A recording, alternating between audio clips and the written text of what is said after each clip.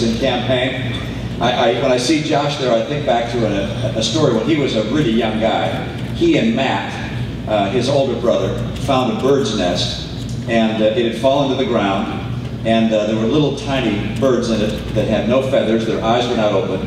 They brought it into the house, little guys as they are. They brought it into the house. We called Audubon, Audubon Society, and said, is there anything we can do to help these birds? Can we put the nest somehow back in the tree? And she said, no. If the birds have been taken off the tree and are on the ground and so forth, the mother will not come back to them. So Ann said, well, can we feed them? Can we keep them alive? And they said, well, no, if the eyes are not open, the prospects of keeping these birds alive are not very good.